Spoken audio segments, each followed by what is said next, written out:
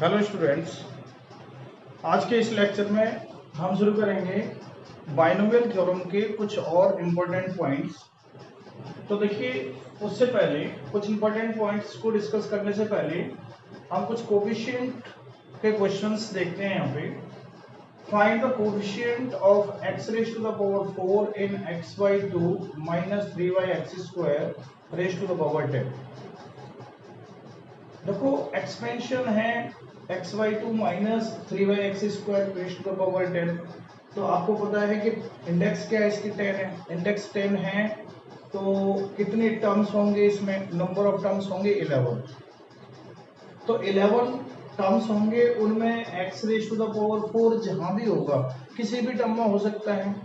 अब ये जो है ना, इसको एक्सपेंड करके पता चलेगा कि x की पावर 4 कहाँ मिलेगा आपको, तो उसका कोफिशिएंट आपको फाइंड करना है।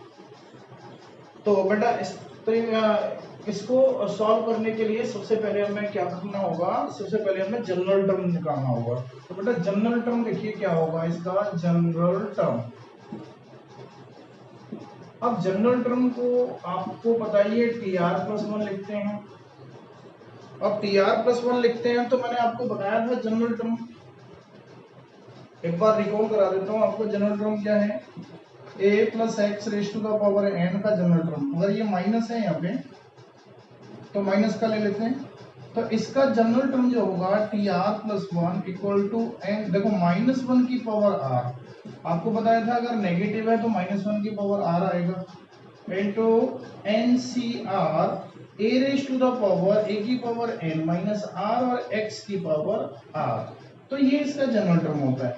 अब आपको ये चेक करना है कि a और x की जगह पे यहाँ पर क्या है, वही वैल्यू आपको a और x की जगह पे लगा देनी है, आपका जनरल टर्म आ जाएगा।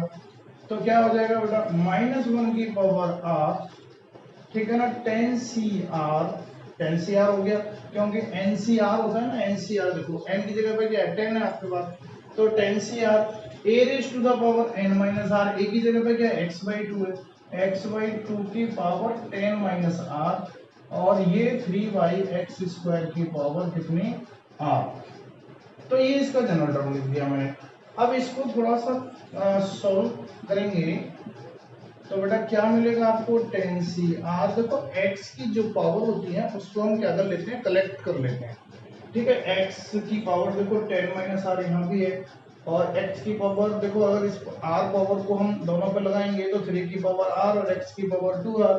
x की पावर 2r को ऊपर भेज देंगे तो इसके साथ ऐड करा देंगे, मतलब जहां जहां x मिलेगा उसकी पावर्स को क्या कर देते हैं हम, ठीक है ना, ऐड कर लेते हैं। तो बेटा ये बन गया हमारे पास, देखो x की पावर कितना, 10 minus r upon 2 raise to the power 10 minus r। ये x/2 है तो x/2 दोनों की पावर 10 माइनस r हो जाएगा, into 3 raise to the power r upon x की पावर 2r, ठीक है ना। ये हो जाएगा -1 raise to the power r 10CR। अब देखो x की पावर ये 2r ऊपर जाएगा तो इसमें ऐड हो जाएगा, ठीक है ना, x की पावर में ऐड हो जाएगा, और ये हो जाएगा हमारे पास 3 की पावर r मेरे पास यही है बेटा, और इस 2 की पावर 10 माइनस r को ऊपर ले जाऊंगा तो 2 की पावर r माइनस 10 हो जाएगा, क्योंकि r पॉजिटिव हो जाएगा 10 माइनस हो जाएगा। 3 की पावर r मेरे पास है बेटा, ठीक है ना। अब x raise to the power 10 minus r है, 10 माइनस r, और ये भी ऊपर जाएगा तो माइनस का 2r इसके साथ ऐड हो जाएगा। तो ये जो सिंप्लीफाई करके जो जनरल टर्म आया आपका, ये आ गया 2 raise to the power r minus 10 into 3 raise to the power r into x raise to the power 10 minus 3r, ठीक है बेटा, ये आ गया। अब देखो क्या पूछा था उसने, कोएफिशिएंट ऑफ x की पावर 4। तो देखो x की जो पावर है, x की जो भी पावर है उसको हम क्या करेंगे, 4 के इक्वल रखना है, क्योंकि जिसका कोएफिशिएंट पूछता है वही लगाना है आपको, ठीक है ना। तो बेटा पुट करना है, क्योंकि अगर मैं इसकी जगह पर 4 लगाऊंगा तभी तो x की पावर 4 का कोएफिशिएंट मेरे को मिलेगा। तो मुझे ये पता करना है कि मैं r की जगह पर यहाँ पर क्या लगाऊं जिससे कि ये 4 मिल जाए। तो वैसे तो पता ही चल रहा होगा, देखो 10 में से अगर 6 माइनस करूंगा तो 4 बचेगा।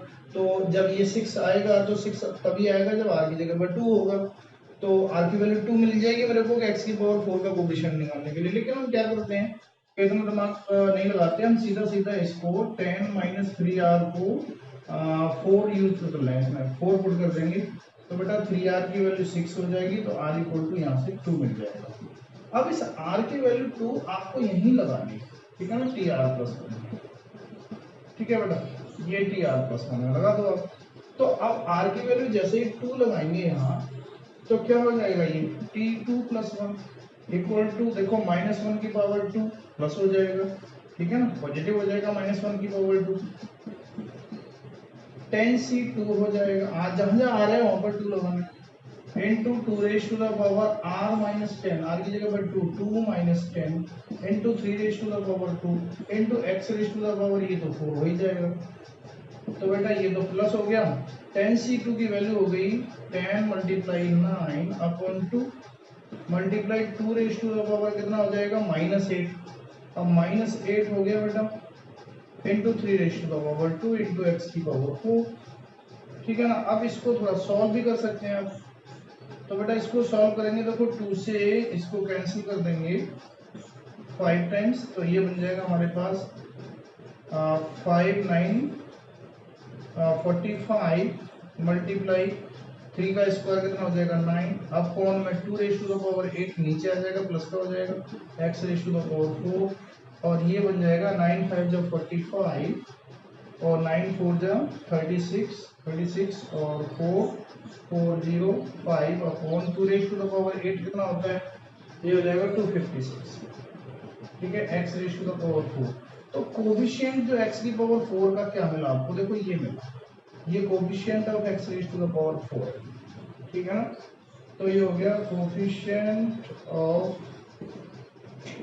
x raise to the power 4 equal to 405 upon 256, ठीक है बेटा। तो ये जो है ना क्वेश्चन इस तरीके से आपको सॉल्व करना, कभी भी कोई भी कोफिशिएंट आपको फाइंड करना है बाइनोमियल थ्योरम से, सबसे पहले आप क्या करेंगे कि जनरल टर्म निकालेंगे।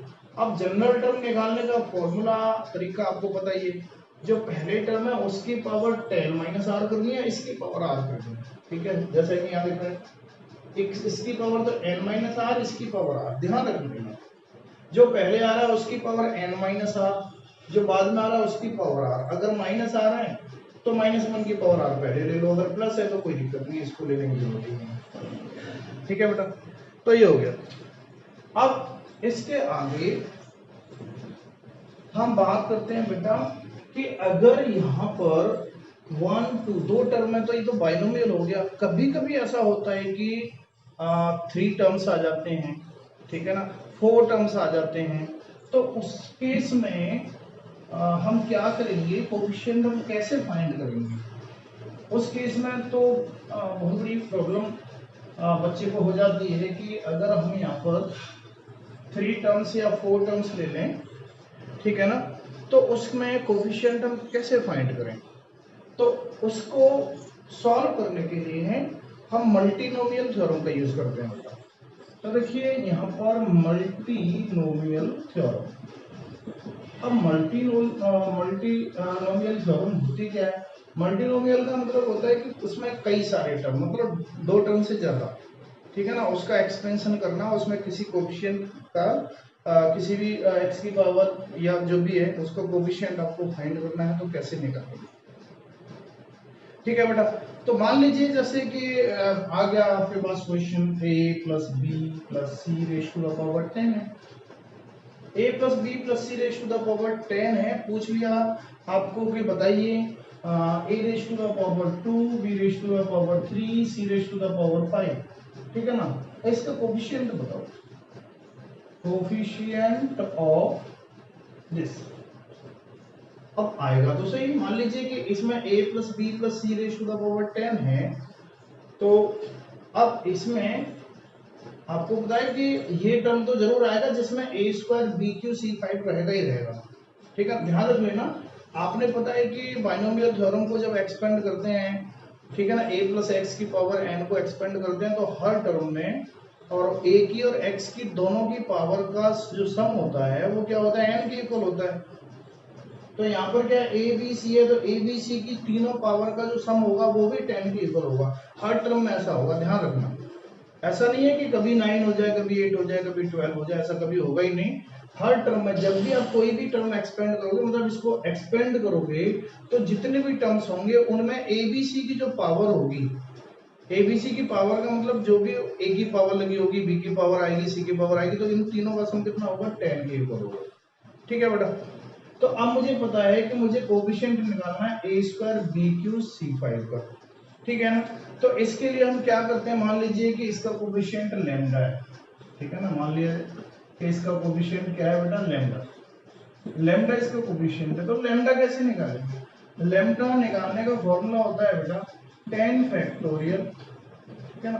देखो ये 10 इंडेक्स 10 है, तो 10 फैक्टोरियल लिखेंगे अपॉन में, अपॉन में लिखेंगे जिस ए की पावर कितनी है, बी की पावर कितनी है, सी की पावर कितनी है, तो उनका फैक्टोरियल लेना पड़ेगा, 2 फैक्टोरियल, 3 फैक्टोरियल और 5 फैक्टोरियल। ठीक है बेटा। तो ये एक एग्जांपल बताया है मल्टीनोमियल थ्योरम, तो मैं अभी आपको थोड़ा समझाऊंगा।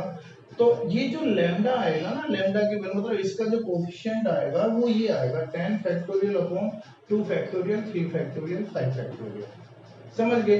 जैसे मान लो कि अगर मेरे को इसका कोफिशिएंट फाइंड करना होता ए बी 4 और सी 5, क्योंकि ए की पावर 1 है, बी की पावर 4 है, सी की पावर 5 है।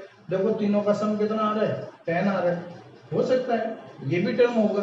तो अब इसका कोफिशिएंट क्या आएगा, इसका कोफिशिएंट अगर मैं इसमें निकालूं तो क्या आएगा, 10 फैक्टोरियल अपॉन 1 फैक्टोरियल, 1 ही होता है, 4 फैक्टोरियल, 5 फैक्टोरियल, तो इसका कोफिशिएंट हो गया। ठीक है ना, कोफिशिएंट ये आ गया। ठीक है बेटा, ये इसका कोफिशिएंट हो गया, इसका कोफिशिएंट ये हो गया। ठीक है ना। अच्छा, अब मान लीजिए कि x a plus B plus C की पावर, अब मैं जनरलाइज करूं, थोड़ा थोड़ा धीरे धीरे मैं इसको जनरलाइज करता हूं। तो बेटा जनरलाइज करना क्या है कि अगर मान लो कि a raise to the power p, b raise to the power q और c raise to the power r, अब इसका कोफिशिएंट आपको फाइंड करना है। मान लो जब इसका भी कोफिशिएंट क्या है, लैम्डा है।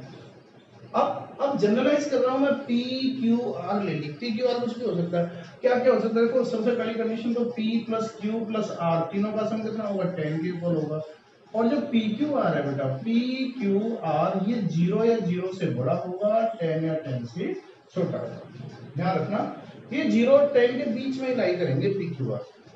हो सकता है कि इसकी वैल्यू 10 हो जाए, इसकी वैल्यू 0 हो जाए, इसकी वैल्यू 0 हो जाए। हो सकता है इसकी वैल्यू 10 हो जाए, हो सकता है इसकी 9 हो जाए, इसकी 1 हो जाए, इसकी 0 हो जाए। तो सारी कंडीशन पॉसिबल है यहाँ पे। ठीक है ना। पी क्यू आर 0 से 10 होगा, दोनों इंक्लूड है, और p plus q plus r की वैल्यू हमेशा क्या होगी, इंडेक्स के इक्वल होगी। जो 10 है वो 10 के, अगर यहाँ 12 होता तो वो पी क्यू आर का सम कितना होता, 12 के इक्वल होता। तो अब मान लीजिए कि अगर मेरे को इसका कोफिशिएंट फाइंड करना है, coefficient of a raise to the power p, b raise to the power q, c raise to the power r, तो क्या हो जाएगा, बता सकते हो क्या हो जाएगा बेटा। इसका कोफिशिएंट हो जाएगा हमारे पास समेशन, अब केस बनेंगे ना इसमें, जितने भी केस बनेंगे वो केस को हमें ऐड कर लेना है। जैसे मान लो 10 है तो 10 factorial upon t factorial, q factorial, r factorial, और कंडीशन आपकी ये रहेगी। ठीक है, अब इसमें केस बना लेना, जब केस बनेंगे उनका सबका सम हो जाएगा, क्योंकि समेशन इसीलिए लगा हुआ है। तो बेटा इसका ये कोफिशिएंट हो जाएगा। ठीक है ना, और यहाँ आ जाएगा x की पावर p और a की पावर p, b की पावर q और c की पावर r। ठीक है ना, क्योंकि इसका कोफिशिएंट निकालना है। तो अब पी क्यू आर वेरी करता रहेगा, जहां जहां जितनी कंडीशन बनेगी उनको हम ऐड करके और यहाँ पर सॉल्यूशन निकाल लेंगे। ठीक है ना। अब थोड़ा सा और जनरलाइज करते हैं इसको। तो बेटा ऐसे कर लो फिर इसको जनरलाइज, मान लो कि हमारे पास x1 plus x2 plus x3 plus up to so on xr। अब इसमें r टर्म है, अब r की वैल्यू कुछ भी हो सकती है, 2 3 4 10 15, कुछ भी, कितने भी टर्म्स हो सकते हैं, और इसकी पावर कितनी है, n, n पावर ले ली। अब n कोई भी इंटीजर हो सकता है। ठीक है ना, कोई भी पॉजिटिव इंटीजर हो सकता है। तो अब देखो इसमें मान लीजिए कि आपको मल्टीनोमियल थ्योरम लगानी है, ठीक है। तो मल्टीनोमियल थ्योरम कैसे लगेगी, समेशन, देखो n फैक्टोरियल अपॉन, मान लो कि x1 की पावर कुछ भी आएगी, जब भी हमें एक्सपेंड करेंगे तो x1 की पावर कुछ होगी, x2 की पावर कुछ होगी, x3 की होगी, xr की पावर भी कुछ होगी, हर टर्म में होता है। जैसे हमें a प्लस एक्स की पावर n का एक्सपेंशन करते हैं तो हर टर्म में nc0 a raise to the power n plus nc1 a raise to the power n minus 1 x की पावर 1, तो ये होता है ना, a की पावर होगी कुछ x की पावर होगी, यहाँ भी a की पावर है कुछ x की पावर है, तो ये दोनों की पावर कुछ ना कुछ तो होती रहेगी ना। ऐसे ही यहाँ पर ये टर्म है तो इनकी पावर भी कुछ ना कुछ हर टर्म में आती रहेगी। तो कहने का मतलब मान लो कि इसकी जो पावर है वो मान लो मैंने मान लिया c1, तो c1 इसकी पावर है, x1 की पावर c1, x2 की पावर c2, x3 की पावर c3, ठीक है ना, और इनटू xr की पावर cr, मान लो कि मैंने इसकी पावर मान ली, तो बेटा जो पावर है उन्हीं का तो फैक्टोरियल नीचे आता है, तो c1 factorial, c2 factorial, c3 factorial, c4 factorial up to so on cr factorial, ठीक है ना। तो ये सबका मल्टीप्लाई हो जाएगा, और वो समेशन इसलिए आया यहाँ पे, समेशन इसलिए आया कि जितने भी केस बनेंगे उन केसेस को ऐड करना है, ठीक है। अब ऐड करना है तो ये जो है ना, जितने भी केस आएंगे आप केस बनाएंगे तो उनको ऐड करके जब भी जितना भी आंसर आएगा वो आपका कोफिशिएंट हो जाएगा, ठीक है बेटा। तो देखते हैं, चलिए एक क्वेश्चन लेते हैं जिसमें 3 टर्म्स हैं और उनमें किसी का कोफिशिएंट पूछ रहे हैं, तो कैसे निकालेंगे। तो देखिए बेटा, क्वेश्चन है हमारे पास, मान लीजिए क्वेश्चन है 2 minus x plus 3x square, find the coefficient of x raised to the power 4 in 2 minus x plus 3x square, 2 minus x plus 3x square raised to the power कितना है 6, ठीक है ना। अब ये कह रहा है कि इसके एक्सपेंशन में x की पावर 4 का कोफिशिएंट होगा। अब टर्म कितने होंगे इसमें, अब वो टर्म का भी ऐसा नहीं है कि अब इसमें एक ज्यादा टर्म होगा, बेटा ये गलत हो जाएगा। 6 में 1 ऐड करके टर्म्स नहीं मिलेंगे, क्योंकि वो तो केवल बाइनोमियल के लिए फॉर्मूला है, ठीक है ना। ये फॉर्मूला जो बताया था a plus x raise to the power n में, इसमें नंबर ऑफ टर्म्स n+1 होंगे, क्यों होंगे, क्योंकि बाइनोमियल है, 2 टर्म है यहाँ पे, तो इसके n+1 नंबर ऑफ टर्म्स होंगे। लेकिन यहाँ पर ट्राइनोमियल है तो यहाँ एक बढ़ा के आपका आंसर नहीं आएगा कि आप इसमें 7 नंबर ऑफ टर्म्स कर दो, ऐसा नहीं होगा, ठीक है ना। वो 3 के लिए अलग है, ठीक है बेटा। तो देखिए हम इसमें क्या लगाएंगे बेटा, इसमें मल्टीनोमियल थ्योरम लगा दो, x की पावर 4 का कोफिशिएंट निकालना है, ठीक है ना। तो देखिए मल्टीनोमियल थ्योरम लगाएंगे तो क्या करेंगे, समेशन 6 इंडेक्स है तो 6 फैक्टोरियल अपॉन, अब इन सब की तो पावर कुछ ना कुछ आएगी, जैसा कि आपको पता ही है सबकी पावर कुछ ना कुछ आएगी। तो मान लो मैंने 2 की पावर मान लिया p है, ठीक है ना, माइनस x की पावर q है, ठीक है ना, और 3x स्क्वायर की पावर r है, भाई कुछ तो पावर होगी, ठीक है ना, सबकी पावर कुछ ना कुछ होगी। मैंने p q r मान लिया, तो जो पावर होती है वही यहाँ पर आती है, तो इसका मतलब p factorial, q factorial, r factorial, ये आएगा।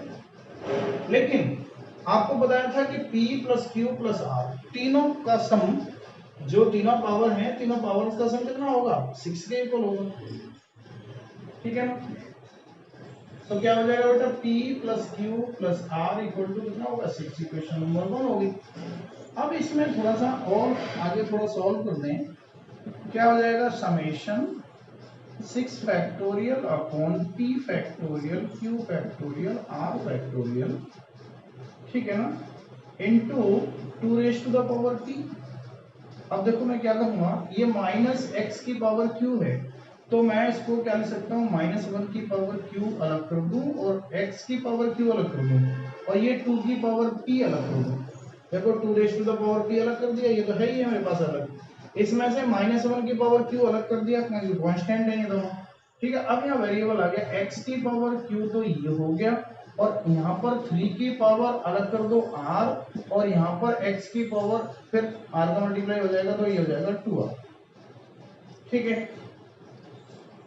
तो अब देखो इसको मैं क्या लिखूंगा, summation 6 factorial upon p factorial q factorial r factorial into -1 की पावर q, ठीक है ना, 2 raise to the power p, -1 की पावर q और 3 की पावर r। देखो ये तो तीनों कांस्टेंट मैंने पहले लिख लिए, ये लिख लिया, ये लिख लिया कांस्टेंट। बाकी जो x की पावर है तो वो दोनों ऐड हो जाएंगी, बेस से में ऐड हो जाएगी, क्या हो जाएगा q प्लस 2r, ये बन गया हमारे पास। ठीक है ना, अब आपको क्या करना है, अब आपको x की पावर 4 का कोएफिशिएंट निकालना है। अब x की पावर 4 का कोएफिशिएंट निकालना है तो ये पूरा 4 हो जाना चाहिए, तभी तो x की पावर 4 का कोएफिशिएंट मिलेगा। तो क्या होगा, q प्लस 2r कितना होना चाहिए, q प्लस 2r होगा हमारे पास कितना 4, इक्वेशन नंबर 2 आ गई। ठीक है, अब देखिए, अब यहाँ से केसेस बनाएंगे, आपको बताया था मैंने कि केसेस बनाते हैं। तो बेटा p plus q plus r equal to 6, q plus 2r equal to 4, मैं फर्स्ट में से सेकेंड को माइनस कर दूं, तो देखो p में से कुछ नहीं जाएगा तो p बचेगा, q में से q जाएगा, माइनस हो गया, ठीक है, कट गया, r में से 2 आ जाएगा, माइनस r हो जाएगा, इक्वल टू 6 में से 4 जाएगा, 2 हो जाएगा। तो बेटा p की वैल्यू हो गई r प्लस 2, p की वैल्यू r प्लस 2 आ गई। अब सुनो, अब मैं यहाँ पर r की वैल्यू लगाऊंगा, r की वैल्यू लगाऊंगा और p q r की वैल्यू निकालूंगा कि क्या होगी, r की वैल्यू लगाऊंगा, p और q की वैल्यू फाइंड करूंगा। ठीक है ना, तो मैंने आपको बताया था कि जो पावर होती है वो 0 और इंडेक्स के बीच में लाई करती है, मतलब 0 और 6 के बीच में होगी, p q r तीनों की वैल्यू 0 और 6 के बीच में लाई करेगी, 0 और 6 इंक्लूड होंगी। तो बेटा r की वैल्यू अगर 0 हुई, मैं 0 से शुरू करता हूँ, तो r की वैल्यू अगर मैंने 0 मान ली यहाँ पर, तो p की वैल्यू कितनी आ गई, p की वैल्यू तो 2 आ गई। अब r 0 है, p 2 है, देखो इक्वेशन ये थर्ड बन गया, तो हम थर्ड से कंडीशन ले रहा हूँ मैं, अगर r 0 हो गया तो p कितना हो गया, 2 हो गया, और p 2 हो गया तो q फिर कितना हो गया, 4 हो गया। कैसे हो गया, from equation first, p q r तीनों का सम 6 भी तो होना चाहिए, तो देखो r 0 हो गया, p 2 हो गया, तो q 4 होगा, तभी तो 6 होगा। अगली कंडीशन, r इक्वल टू 1 ले लूं, r इक्वल टू 1 ले लूं तो p कितना हो जाएगा, 3 हो जाएगा, p 3 हो जाएगा, तो देखो 3 और 1 कितना हो गया 4, तो फिर q कितना होना चाहिए, 2 होना चाहिए, फिर 2 होगा क्योंकि तीनों का सम फिर 6 ही होना चाहिए। आपको मैंने बताया p plus q plus r तो 6 होना चाहिए। अच्छा, r की जगह पे अगर मैंने 2 लिया तो p कितना हो जाएगा, r की जगह पे मैंने 2 ले लिया तो p कितना हो जाएगा, मेरे पास p हो जाएगा 4, और तो फिर q कितना हो जाएगा, देखो r की जगह पे 2 ले लिया, p की जगह पे 6 4 हो गया, तो 4 और 2 6 तो पहले ही हो गया, तो q 0 होना चाहिए। ठीक है, हाँ अगर मैं r की वैल्यू 3 ले लूं, r की वैल्यू 3 ले लूं तो p कितना हो जाएगा, 5 हो जाएगा। अब देखो यहाँ पर 3 और 5 कितना हो गया, 8 हो गया, पॉसिबल ही नहीं है, मतलब p plus q plus r कितना होना चाहिए, 6 होना चाहिए। और ठीक है, p q r की वैल्यू 0 और 6 के बीच में लाई करनी चाहिए, मतलब नेगेटिव वैल्यू भी नहीं ले सकते, इसका मतलब ये केस जो ना नहीं आएगा, ये केस नहीं आएगा, हमारे पास 3 केस हो गए, इन तीनों केस से आपको आंसर फाइंड करना है।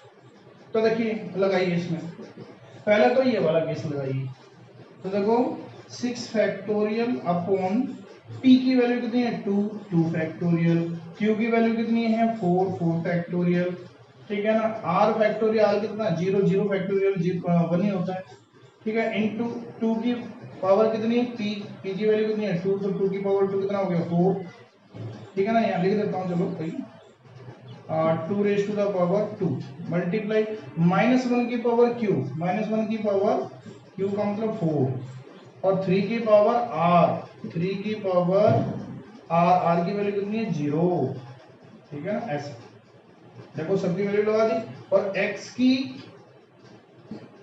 पावर कितनी 4 ही हो जाएगा, ये तो लगा दो q और r की वैल्यू, यहाँ पे देखो q और r की वैल्यू लगाएंगे तो आपका क्या मिल जाएगा 4 ही मिल जाएगा, प्लस अब देखो ये समेशन हो रहा है ना, समेशन होगा प्लस, ये प्लस तीनों केस जो है प्लस हो जाएगा, तो क्या हो जाएगा 6 फैक्टोरियल अपॉन, फिर लगाओ पी क्यू आर की वैल्यू, पी की वैल्यू 3 फैक्टोरियल, क्यू की वैल्यू 2 फैक्टोरियल, आर की वैल्यू 1 फैक्टोरियल इनटू पी की वैल्यू 3 तो 2 की पावर 3 इनटू -1 की पावर क्यू 2, 3 की पावर आर 1 मल्टीप्लाई एक्स की पावर फिर 4 हो जाएगा, ठीक है ना,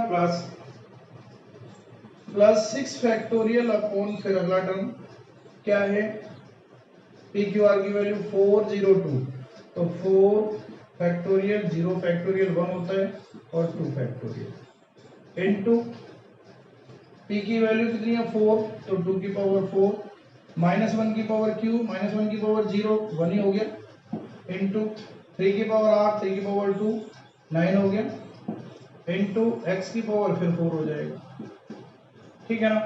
तो देखो तीनों केसेस को मैंने ऐड कर दिया। अब क्या बना हमारे पास यहाँ पे x की पावर 4, देखो यहाँ तीनों से कॉमन ही आ रहे हैं। अब बाकी इनको सॉल्व कर दो, 6 फैक्टोरियल अपॉन 6 फैक्टोरियल इंटू 2 की पावर स्क्वायर कितना, 2 की पावर 2 4 हो गया, -1 की पावर 4 प्लस हो गया, ये 1 हो गया, ठीक है, अपॉन में 2 फैक्टोरियल इंटू 4 फैक्टोरियल, ठीक है ना, प्लस अब इसको देखेंगे 6 factorial upon 3 factorial into 2 factorial, 2 की पावर 3 कितना हो गया 8 हो गया, -1 का स्क्वायर प्लस हो गया 3 तो हमारे पास है ये इंटू एक्स की पावर 4 को हमने कॉमन ले रखा है, plus 6 factorial upon 4 factorial into 2 factorial into 2 की पावर 4 कितना हो गया 16 इंटू 9 और ये बाहर और x की पावर 4 आ गया कॉमन। तो देखो x की पावर 4 का ये पूरा कोएफिशिएंट आ गया, ठीक है ना। आप इसको सॉल्व कर लेना, ठीक है ना, बस सॉल्व करना है और सॉल्व करके आपका आंसर आ जाएगा। तो ये है मल्टीनोमियल थ्योरम। जब भी हमारे पास इस टाइप का कोई भी क्वेश्चन आएगा 3 टर्म्स या 4 टर्म्स होते हैं तो हम मल्टीनोमियल थ्योरम का यूज करते हैं, ठीक है बेटा। चलिए नेक्स्ट है, नेक्स्ट मल्टीनोमियल थ्योरम तो होगी। अब इसके आगे डिस्कस करेंगे कुछ टॉपिक्स और हैं अभी। क्या टॉपिक्स हैं, number of rational and irrational terms, number of rational and irrational terms.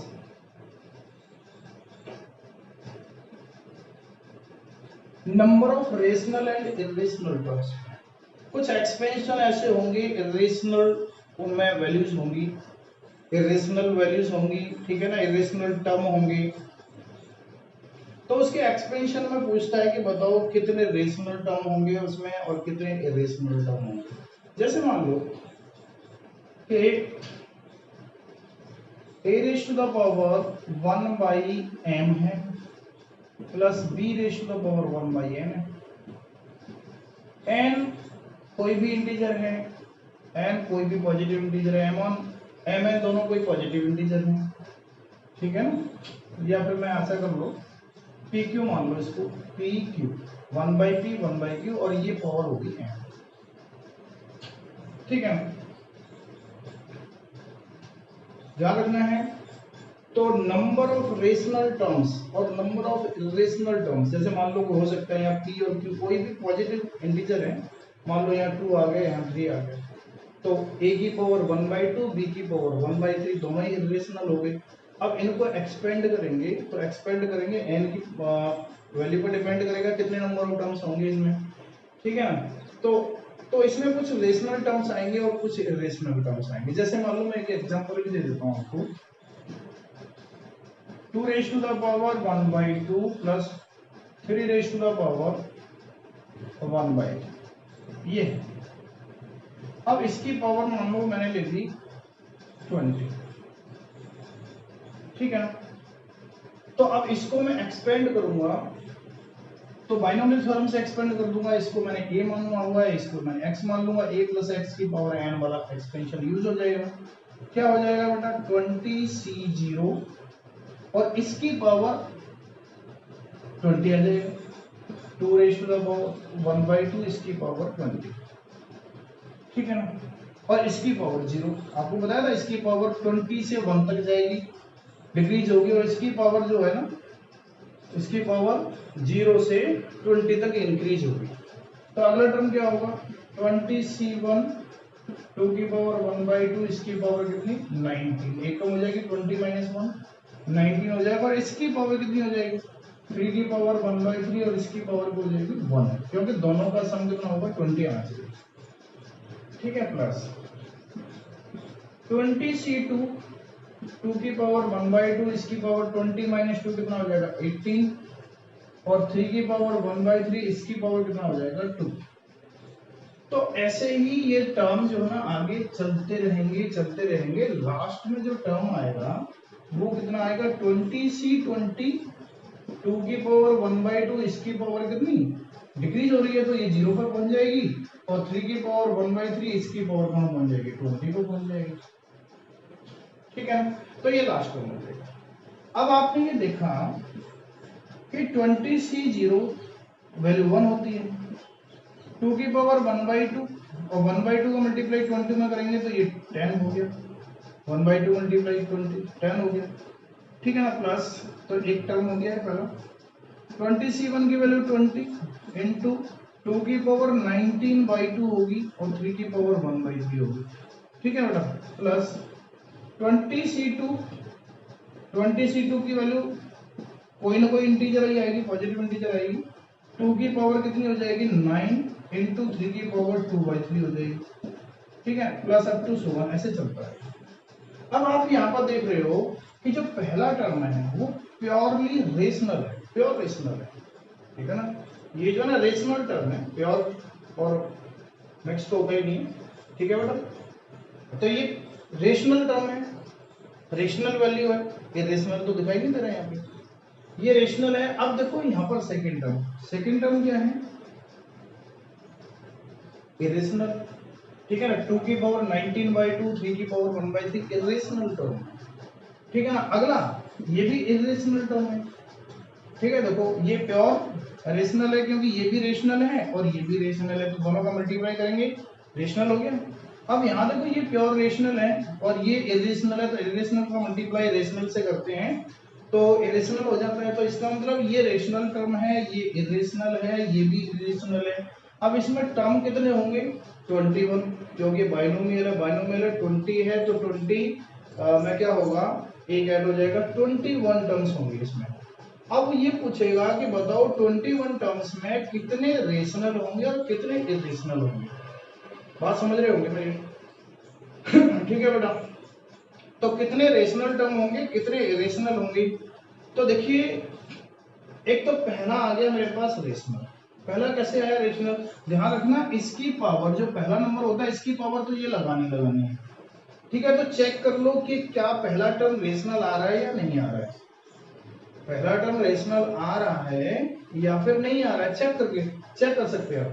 2 की पावर 1/2 और इसकी पावर ये लगा के देख लो, इसकी पावर ये, इसकी पावर तो 0 आएगा ही आएगा पहले टर्म में। ध्यान रखना कि a प्लस एक्स की पावर n का एक्सपेंशन करते हैं तो फर्स्ट टर्म में क्या आता है 20c0 आएगा, वो तो रेशनल होता ही है।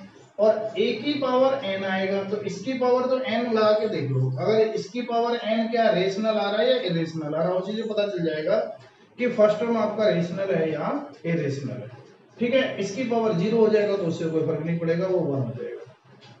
तो इसकी पावर n लगा के देख लेंगे, चेक कर लेंगे रेशनल है या इरेशनल है।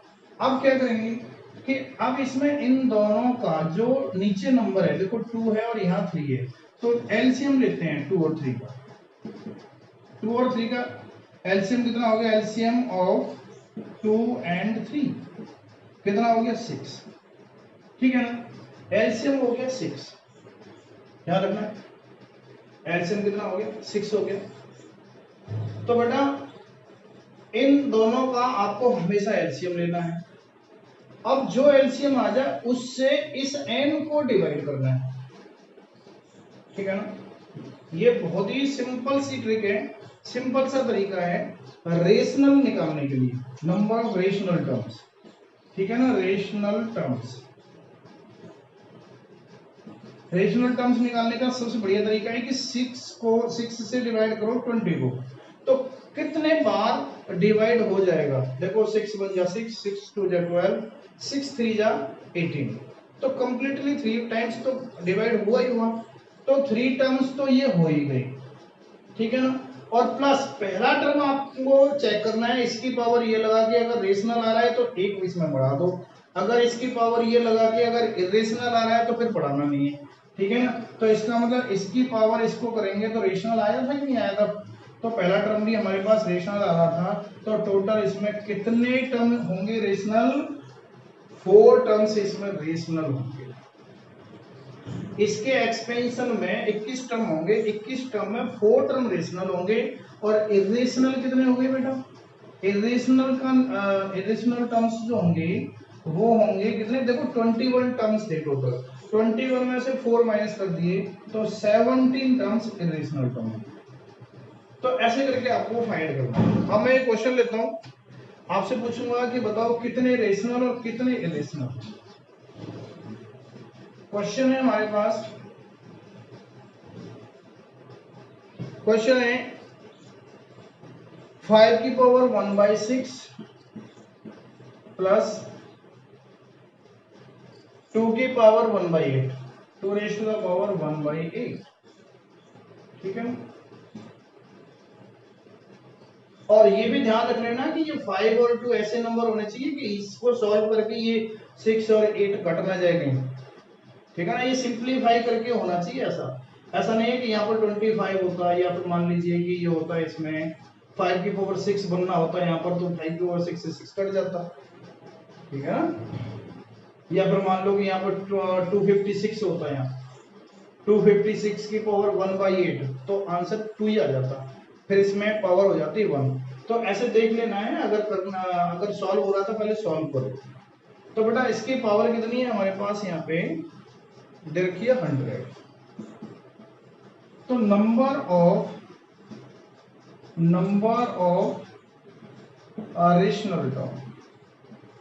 रेशनल टर्म्स पूछने हैं, रेशनल टर्म और इरेशनल टर्म दोनों पूछ रहे। इरेशनल टर्म्स कितने होंगे, तो बेटा देखो सबसे पहली बात मैंने आपको बताया था कि क्या करना है, एलसीएम लेना है। एलसीएम ऑफ किसका, 6 का और 8 का, 6 and 8 कितना हो गया, 6 और 8 का एलसीएम 24 हो गया ना 24। अब 24 हो गया, अब पहली बात तो देखो कि 24 से आपको इसको डिवाइड करना है, कितने बार जा रहा है, कितने बार जा रहा है, 24 से 100 को डिवाइड करेंगे कितनी बार कंप्लीटली डिवाइड हो सकता है, मतलब कितने बार हम टेबल पढ़ सकते हैं डिवाइड करने के लिए, मैक्सिमम कितने बार टेबल पढ़ सकते हैं, तो 4 बार तो पढ़ सकते हैं। 24 4 जा 96 होता है, तो बेटा 24 4 जा 96, तो अब 5 बार तो पढ़ नहीं सकते हैं, क्योंकि 5 टाइम्स टेबल पढ़ेंगे 100 से ऊपर हो जाएगा, तो इसका मतलब 4 टाइम्स से पढ़ सकते हैं, ठीक है ना। तो 24 4 जा 96, तो कहने का मतलब रेशनल टर्म 4 तो यहां से निकलेंगे ही निकलेंगे, ठीक है। अब चेक करना है कि जो पहला टर्म है वो रेशनल है कि नहीं है, अगर वो रेशनल है तो इसमें एक ऐड कर देंगे, अगर वो रेशनल नहीं है तो उसको छोड़ देंगे। तो अब देखो रेशनल कैसे पता चलेगा, इसकी पावर और ये बनाना है, इसको ये लगा दो, तो देखो 5 की पावर 1/6, इसकी पावर कितना है 100, बस इतना ही चेक करना होता है। तो 5 की पावर 100/6 का मतलब हो गया 50/3, तो ये तो देखो रेशनल बन ही नहीं रहा, ये तो इरेशनल ही बनना है क्योंकि 50/3 कट ही नहीं रहा। तो कहने का मतलब है कि रेशनल टर्म्स कितने होंगे 4, तो इरेशनल कितने होंगे। अब इसमें देखो बाइनोमियल है तो इसमें टोटल टर्म होंगे 101 101, अब 101 टर्म्स होंगे टोटल, तो इसमें से 4 रेशनल टर्म्स हैं, तो बताओ इरेशनल कितने बनेंगे 97। तो ये बेटा आपका सिंपल सा तरीका है, मैंने आपको बता दिया है बहुत ही अच्छी तरीके कि 6 का 8 का एलसीएम लो, एलसीएम से इसको डिवाइड करो, कितने टाइम से जा रहा है उतने तो होंगे, और फर्स्ट को चेक कर लो, ठीक है ना। फर्स्ट को चेक कर लो, अगर फर्स्ट रेशनल है तो इसमें 1 ऐड कर दो, अगर फर्स्ट रेशनल नहीं है तो फिर ऐड नहीं करना है आपको, ठीक है ना। और 97 होंगे इसके इरेशनल। ठीक है, चलिए रेशनल और इरेशनल टर्म आपको पता चल गया कि कैसे फाइंड करना है रेशनल और इरेशनल टर्म। ठीक है, अब लिखिए नेक्स्ट है number of terms, number of terms, number of terms in the expansion of a plus b plus c plus d। मान लो 4 वेरिएबल हैं ये और चारों वेरिएबल डिफरेंट है, ये फॉर्मूला काम करेगा। मैं बता रहा हूं आपको कि ए बी सी डी चारों वेरिएबल डिफरेंट होना चाहिए तभी फॉर्मूला काम करेगा और इसकी पावर है n। आपसे पूछता है कि इसमें कितने टर्म्स होंगे, या फिर मैं एक जनरल फॉर्मूला लिख देता हूं यहाँ पे। मान लीजिए कि a1 plus a2 plus a3 plus a4 plus up to so on ar, ठीक है ना, और इसकी पावर है n। अब कितने भी टर्म्स हो सकते हैं इसमें, ठीक है ना, कितने भी टर्म्स हो सकते हैं। तो अब नंबर ऑफ टर्म्स निकालने, इसमें कितने टर्म्स होंगे, तो बेटा इसका फॉर्मूला होता है, ठीक है ना, और फॉर्मूला क्या है हमारे पास n plus r minus one c r minus one. ये फॉर्मूला आपको याद रखना है, ठीक है ना। r क्या है, इसमें कितने टर्म्स है अंदर, वो r है, और ये जो इंडेक्स है वो n, ठीक है ना। ये वही केस बन गया कि जैसे हम सॉल्व करते थे x1 plus x2 plus x3, beggars method आपको बताया था, ठीक है ना। बेगर्स मेथड आपको बताया था कि मान लीजिए कि n आइडेंटिकल थिंग्स हैं, n आइडेंटिकल थिंग्स को r विजारियों में डिवाइड करो, ठीक है ना, डिस्ट्रीब्यूट करना है n आइडेंटिकल थिंग्स को, ठीक है ना, r वेक्टर्स में आपको डिस्ट्रीब्यूट कर देना। कितने तरीके से आप कर सकते हैं, वही काम हो रहा है यहाँ पे कि n जो है ना, n हमारे पास क्या पावर इंडेक्स है, उसको इनके ऊपर चढ़ाना है। कितने तरीके से हम चढ़ा सकते हैं, इसका मतलब डिस्ट्रीब्यूट ही हो गया ना। n को हम इनकी पावर में कितने तरीके से डिस्ट्रीब्यूट कर सकते हैं, क्योंकि इनकी सबकी पावर का सम कितना होगा, n ही होगा, ठीक है ना। तो इसका फॉर्मूला तो यही होता था ना, n plus r minus one c r minus one. तो ध्यान रखना है कि number of terms in the expansion of this raise to the power n कितने होंगे, n plus r minus one c r minus one. ये number of terms का ध्यान रखना। ये सारे क्या है, ये सब डिफरेंट वेरिएबल है। ऐसा नहीं हो सकता कि 1 plus x cube plus 5x square 5x की पावर 6, ऐसा नहीं होना चाहिए, क्योंकि ये तो सेम वेरिएबल है, इसमें काम नहीं करेगा ये फॉर्मूला। क्योंकि देखो सेम वेरिएबल है, x यहाँ भी x है, कहीं दो में भी अगर x आ गया ना, कहीं दो में भी अगर दो टर्म में भी सेम वेरिएबल आ गया तो ये फॉर्मूला काम नहीं करेगा। ये फॉर्मूला केवल काम करेगा x plus y plus z plus डब्ल्यू प्लस टी, इस टाइप का। सारे डिफरेंट होने चाहिए, सारे डिफरेंट होने चाहिए, और इसकी पावर मैंने मान लिया कि 20 है, ठीक है ना। अब x plus y plus z plus डब्ल्यू plus t raise to the power 20 में पूछता हूँ आपसे कि बताइए इसमें कितने नंबर ऑफ टर्म्स होंगे।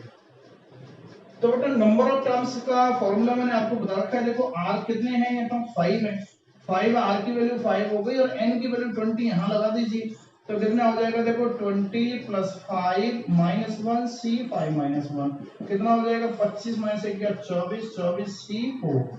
ये आंसर हो गया। अब इसको सॉल्व करेंगे तो ये हो जाएगा 24 multiply 23 multiply 22 multiply 21 upon 4 multiply 3 multiply 2। देखो 4 से कैंसिल हो गया, 2 से 11 टाइम्स कैंसिल हो गया, 4 से ये 6 टाइम्स कैंसिल हो गया, ठीक है ना, 3 से ये 7 टाइम्स कैंसिल हो गया। तो ये हो गया आपका 6 मल्टीप्लाई 3 6 3 जा 138 मल्टीप्लाई 77। इसका जो आंसर आएगा मल्टीप्लाई करके इतने टर्म्स होंगे, इसमें बहुत सारे टर्म्स बनेंगे, ठीक है ना। 138 मल्टीप्लाई 77 कितना जाएगा, हजारों में जाएगा, ठीक है ना। तो ये बेटा इस तरीके से आप इसको सॉल्व कर सकते हैं, तो ये नंबर ऑफ टर्म्स आप फाइंड कर सकते हैं, ठीक है। तो बेटा नेक्स्ट अभी कुछ टॉपिक्स और हैं, इसमें बहुत इंपॉर्टेंट टॉपिक्स रह गए हैं बायनोमियल में, तो उनको नेक्स्ट वीडियो में हम शेयर करेंगे। तब तक थैंक यू बेटा, थैंक यू वेरी मच।